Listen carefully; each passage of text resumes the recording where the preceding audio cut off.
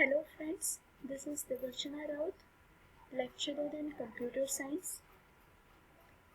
In our previous slides, we have already discussed about what were the functions that we can operate on a string.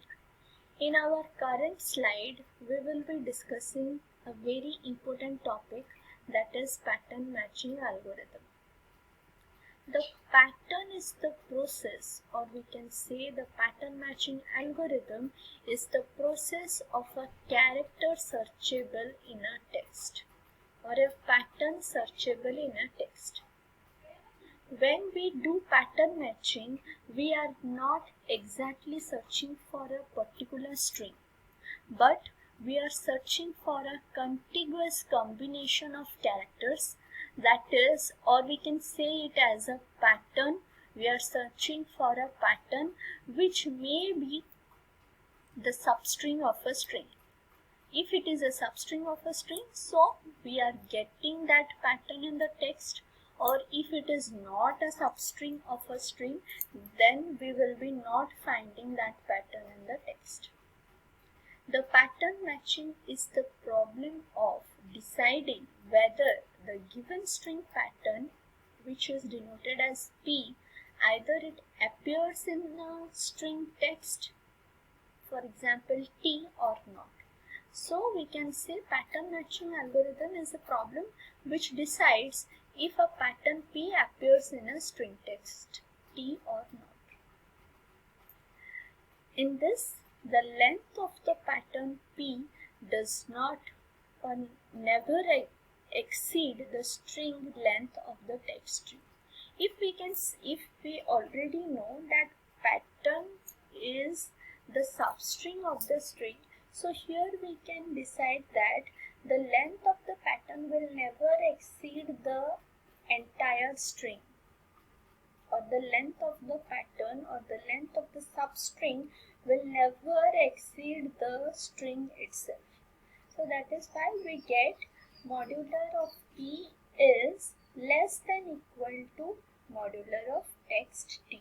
That is, size of pattern is always less than equal to the size of the text. There are basically two pattern matching algorithms in string processing. That is first pattern matching algorithm and next is second pattern matching algorithm. So first we will discuss with the first pattern matching algorithm. In this pattern matching algorithm, we compare a given pattern P with each of the substring of T. Okay, so there is one P. We will make, in short I am saying, we will make the maximum possible number of substrings from T according to the size of P. If we get the size of the pattern 2, then we will make maximum possible length 2 substrings of text T. If the pattern size is 3, then we will make maximum 3 size of substrings possible from text T. So similarly, as much as numbers or as much as length will be the pattern, that length of substrings, that length of maximum possible substrings of T are being created. So pattern matching algorithm is also denoted by the substring function, that is W of K is equal to, so we can easily know W of K is a substring. W of K is equal to substring of text T, and K will be the number of substrings. For example, W1, that is first substring, W2, that is second possible substring, W3 is the third possible substring. So Wk, this K value are the number of possible substrings. And lastly, length of P. We need length of P because we will make the possible substrings of length p only. So here wk is the substring instance of t having the same length of p. The wk begins with the kth character of k. Basically, it is initialized with 1.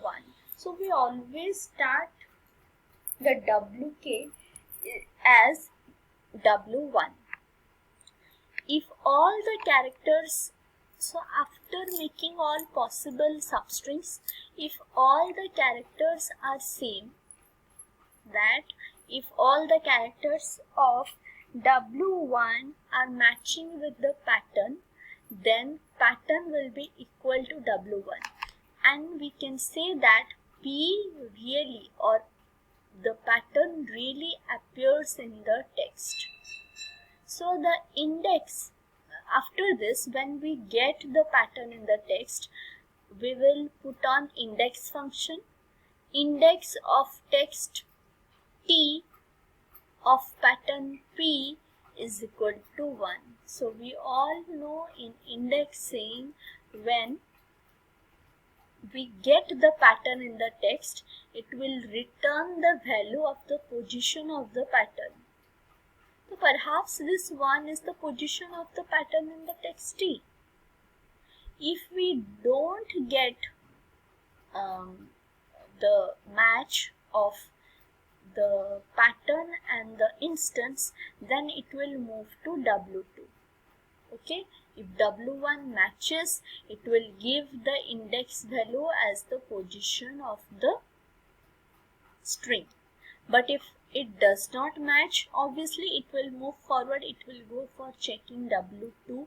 If w2 matches, the index will be the k value, that is 2. If w3 matches, the index will be the k value 3, that is w3, and so on.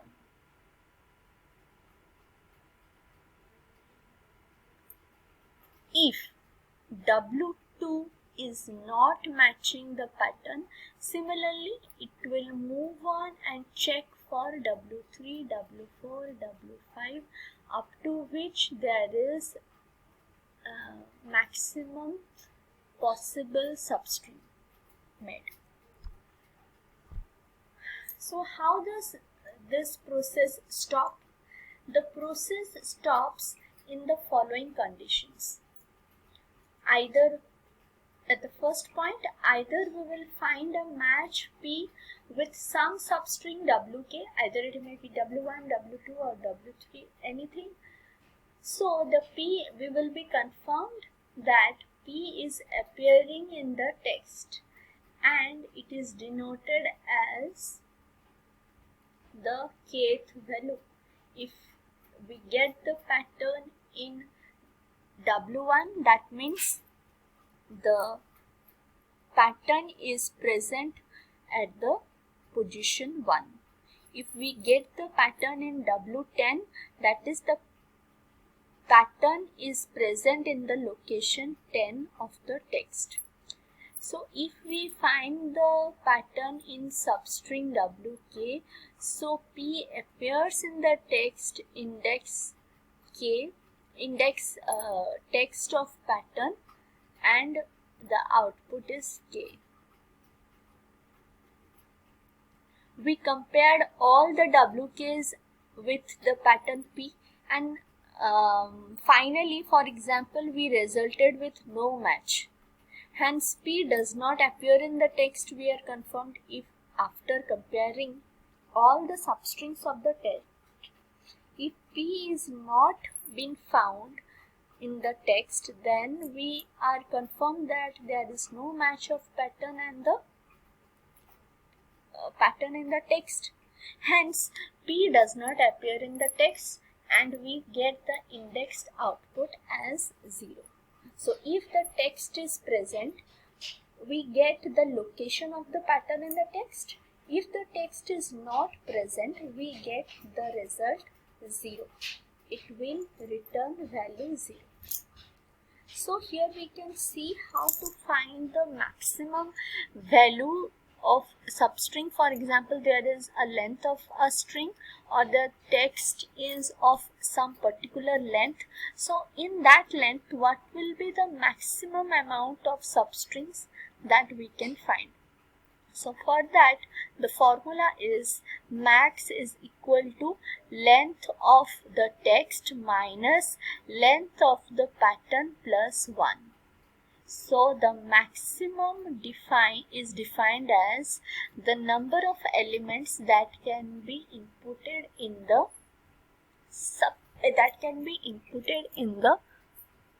string.